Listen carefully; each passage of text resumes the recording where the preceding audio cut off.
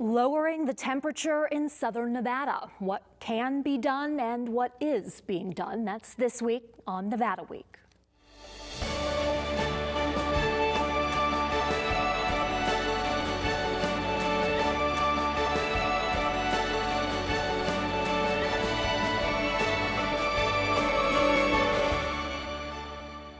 Support for Nevada Week is provided by Senator William H. Hernstedt.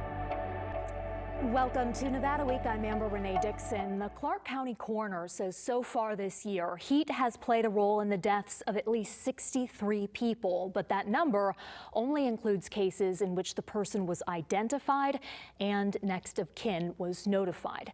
In 2023, the coroner says heat contributed to the deaths of 307 people, a significant increase from the year before when heat was a factor in the deaths of 169 people. So what role can local government play in reducing the harm that heat can inflict? For that, we turn to our panel of experts. Marcy Henson is the director of the Department of Environment and Sustainability at Clark County. Marco Vallada is the Chief Sustainability Officer at the City of Las Vegas. Andrew Kelman is the Senior Director of the Metropolitan Planning Organization at the Regional Transportation Commission of Southern Nevada. And Stefan Lehman is a Professor of Architecture and Urbanism at UNLV. Stefan, did I get it right? Perfect. Okay, and I want to start with you. You've dedicated your life to this issue of urban development and doing it sustainably. So, of the mitigation methods that exist for heat, what should be the top priority for local government in Southern Nevada? Okay, I mean, we are living in a desert city. Yes. We are used to an extreme climate, and now heat is in everybody's mind. And I think there are four things we should think about: vegetation, materials, color, and shade on all glass. So let me elaborate. Can we start with vegetation? Okay. Is that the number one? Yes, okay. It is, definitely. We should engage in a huge tree planting program here. I'm talking about millions of trees, because it is the most cost-effective way to mitigate the urban microclimate. And we have to select trees that are native, not so thirsty, drought resistant, and for instance, willow trees or silver ash or mesquite trees preferably with large leaves that cast a lot of shade on the ground to keep the surface of the ground cooler and to keep the urban microclimate cool during the day, so we do not have an urban heat island effect at night. And will you quickly explain what the urban heat island is? Yes, the urban heat island effect is a phenomenon where you have a hotter area in the city, significantly warmer than, let's say, at the edge of the city in the suburb, because what happens, the city materials, the roofs and facades start absorbing solar radiation, and they trap and they store the heat, so the city becomes a baking oven. It's mainly a nighttime problem. And having vegetation, all sorts of vegetation, not only trees, but also community gardens, more springs preserves. We have the wonderful park, but we should have probably 20 of those. And so all forms of urban vegetation should be integrated in every new project to ensure we keep the city cool. Okay, so then I want to go with the county first and then the city. Where is the county on these efforts of vegetation? Yeah, so Clark County's been doing a lot to address impacts of climate change and particularly urban heat. As you mentioned, it's a public safety issue. So one of the things that we've done is Clark County Code requires landscaping when new projects are developed or when there are major land use changes to a project. And so making sure that projects that are being built in unincorporated Clark County have vegetation and shade trees in particular is a requirement for all of those projects. Last year, we actually also instituted an in lieu fee program, meaning that if a developer needed any sort of reduction or waiver to landscaping, which can happen sometimes, there are some site designs that do not accommodate large shade trees, that they're paying an in lieu fee so that we, the county, can use that fee to plant that shade tree elsewhere. And particularly in parts of our community that are disproportionately impacted by urban heat and don't necessarily have the resources to add their own shade trees. We are also looking at starting a community canopy partnership with the Arbor Day Foundation. We're getting ready to kick that off in September. We'll have a tree giveaway and we'll also be allowing residents to sign up to receive trees direct mail. And we've been working with all of our partners here at the table. We all have some sort of urban tree canopy shade program, and we're let's talk about having the city's meetings about efforts. those. Yeah, Absolutely. Okay, Marco. So the City of Las Vegas has also been working on this for some time. As part of our 2050 master plan, we have looked at the urban heat island effect and the impact, especially on communities where it's been hitting it the hardest. Bonanza and Eastern is the confluence of not only urban heat, but also socioeconomics and demographics. There's quite a bit of impact on the east side of the Las Vegas Valley for geographic reasons, and then the other reasons. So we have been investing in the tree canopy in downtown Las Vegas, East Las Vegas, the historic west side, and we'll be continuing to do that as part of our overall goal to plant 60,000 municipal trees over the next 30 years. And a big way of doing that is our community forestry grant that we received from USDA, which will help our neighbors plant trees at their properties throughout the city of Las Vegas. So 60,000 trees by 2050, and Stefan is saying millions of trees. Easily, even more. Riyadh City is now planting 1 billion trees in Saudi Arabia, you know. So I think we can, the more we do, the better, because it's the most cost-effective way, and 60,000 is a good start. But I think you can never stop doing that. Every time you cut down a tree, you have to plant 2 new ones. So you always increase the cover, and it's the best thing we can do. Well, we're going to talk about what's keeping more trees from being planted. But first, I want to acknowledge that the nonprofit research group Climate Central agrees trees are part of the solution because they can cool the air and hot surface temperatures like pavement. However, recent research shows trees tend to be sparse in lower income neighborhoods. Here's part of a story that Nevada Week did on that last year. This is a City of Las Vegas map, and this is where we're going to be planting 250 trees. Lisa Ortega, executive director of Nevada Plants, knows which Las Vegas neighborhoods lack tree cover.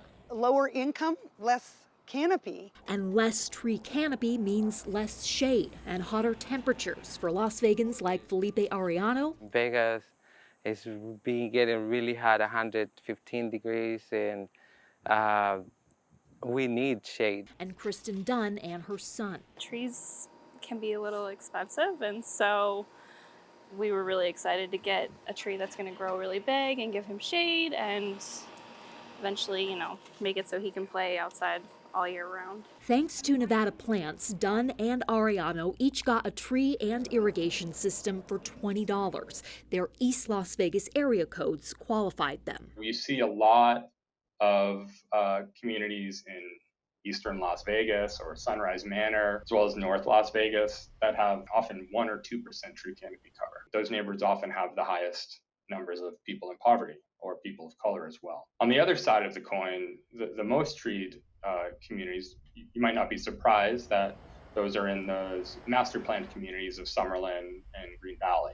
Chris David oversees map-based visual storytelling at American Forests, a national nonprofit conservation organization which created the Tree Equity Score tool. That's a combination of a measure of need of tree canopy cover that's based on the existing tree canopy cover for your community, and a measure of equity based on demographics and heat. The lower your score, so the further you are from 100, the higher your priority will be.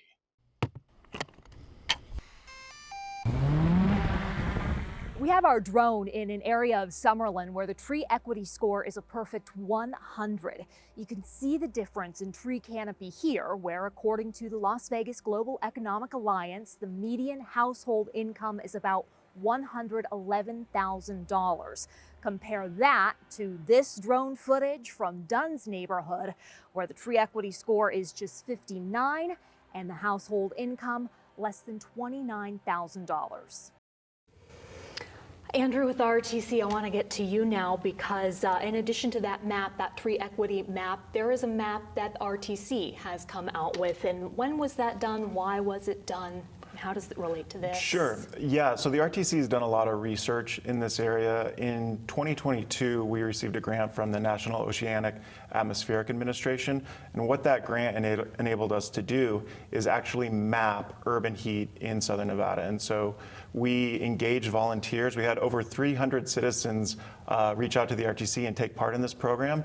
On the actual day of the urban heat island mapping, we mapped 28 routes with over 60 volunteers. And what we found is, a lot what that video showed is that heat is not evenly distributed in southern Nevada. And so when you look just at raw temperature, the hottest areas of the valley are 11 degrees hotter than the cooler areas. And when we collected this data, it was in August, so it was monsoon season, and so humidity was also a factor at that time. And so when you look at the heat index and factor that in, there was a 30-degree disparity between the coolest areas and the hottest areas.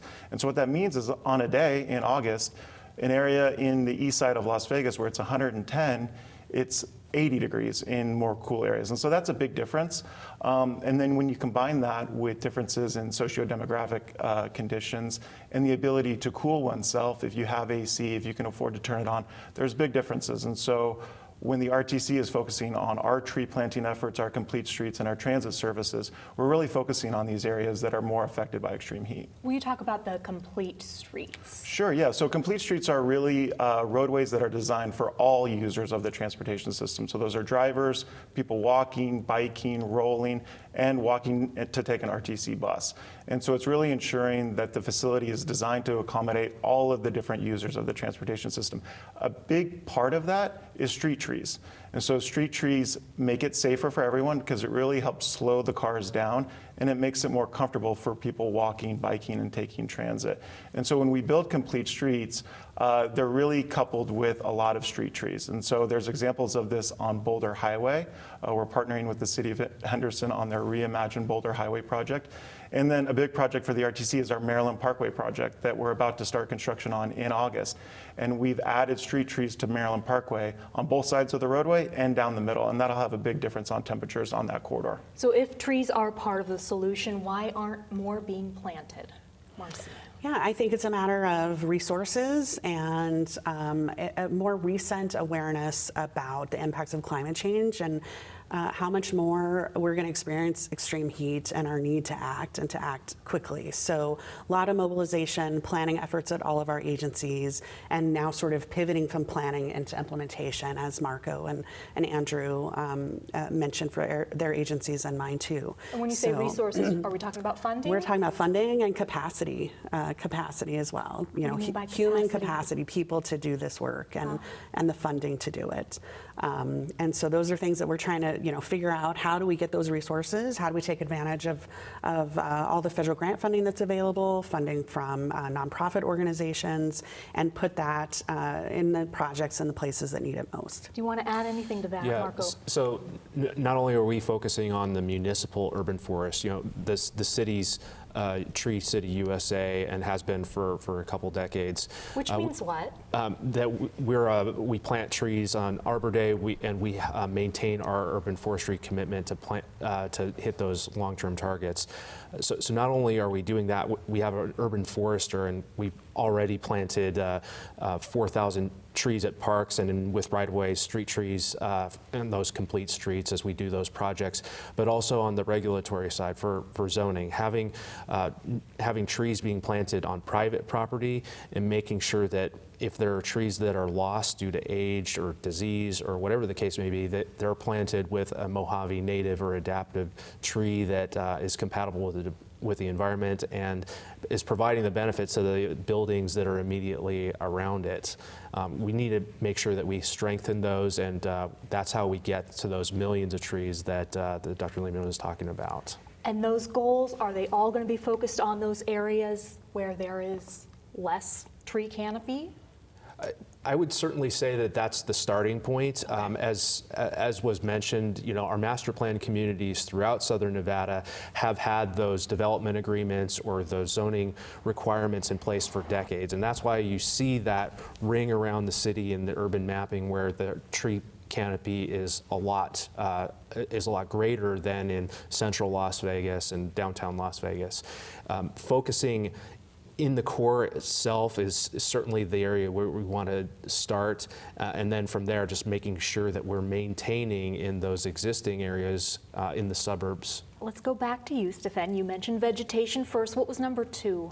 Materials and color. Okay. It's interrelated. All right. And it's extremely important. I would think it's equally important like vegetation. We need to have roofs, for instance, that are not black, that are not supporting the urban heat island, but keep cool and reflect and use what's called the albedo effect. So there is a reflective value, how much solar radiation is bounced back into the sky, and the more albedo you have. And for instance, white buildings and light-colored buildings are extremely good, and we have to avoid things like black asphalt as much as possible. I want to talk about, how we do parking lots. We see parking lots in Vegas that have not one tree, and I think we should change the building code here, and also have maybe a building code change to say we don't want any black roof tiles. There's a little bit of fashion, but they are, of course, devastating, and you have a huge cooling load in the building below. And if you have black roof tiles, you have the worst situation. So I think it could be a fair idea to change the building code, the way we build parking lots, change that, and the way we maybe say, let's not have any more black roof tiles. Marco, you're nodding. Is that in the works, being discussed? Yeah, so there are a few places in Southern Nevada where you could arguably say that there is a white roof. One example is City Hall, where we do have a white roof, but those are usually few and far between. And it's paint. They're painted white? Yes. Okay. So there are other techniques that can be done, green roofs, having rooftop gardens, things like that. We don't find a lot of those in Southern Nevada, but in terms of our historic architecture, that the houses and the structures that have been built, the Spanish style, roofs, the shingles, the tile, that's just been how it's been done for decades and decades and decades. With some of those considerations for the urban heat island effect, we'd have to start seeing a gradual increase over time, and that would only have to take place with changes in the zoning code. The other thing is, we've been a big believer in solar-covered parking. We have 40 facilities where we have solar-covered parking, and that has provided some shade in those parking areas where the asphalt is otherwise hotter, and the parking spaces that are under those canopies are typically the ones that get filled up the first because people value the shade. And in addition to that, you have solar that's being generated for the facilities that they're at. So it's clean energy. The cool white roofs is something that the Desert Research Institute told an interim legislative committee about recently, and Senator Robin Titus had some thoughts on that as well as on solar panels. Let's take a listen to what she said, and then I'll have you respond. You mentioned that using the rooftops as white on top of these buildings, and that's been kind of a common sense thing to do for a long time in these big buildings and hot areas, that you would make them white to reflection, and white cars don't heat up like the black cars do. Some of that is, again, common sense. What I've been concerned about, though, that we have brought the solar industry into this, and now we're putting these solar panels on top of these roofs, and we truly are making, in my mind, things hotter by putting these black panels on all these roofs and not having that white reflection. Marcy, do you want to respond to that? I mean, there is a difference between common sense and actually being common, the white rooftops. Yeah, well, as Marco mentioned, we don't have a lot of white rooftops, and I think all of the local agencies are encouraging developers to do that and trying to educate folks on reducing their energy burden in the building, which will reduce their utility bills. If they have a white roof. Yeah, if they have a white roof. So, getting that education out there, explaining to folks how it benefits them. But we do need to work on improving the amount of cool roofs that are going in Southern Nevada. And I think the new building technology and the awareness of that is going to happen in new building. But as Marco mentioned earlier, it then becomes almost like a retrofit situation for older buildings, and making sure that we're putting programs and incentives in place to make sure that those changes can happen in those buildings as well. Andrew, this conversation looks a little bit different from the transportation perspective. What is heat mitigation from the RTC perspective? Sure. Just latching on to the white roofs, we have looked into white pavement for roadways, and it's a really tough environment to implement a reflective surface. I think parking lots could be maybe a better example of someplace to roll that out and try it out, and rooftops could be a good example as well.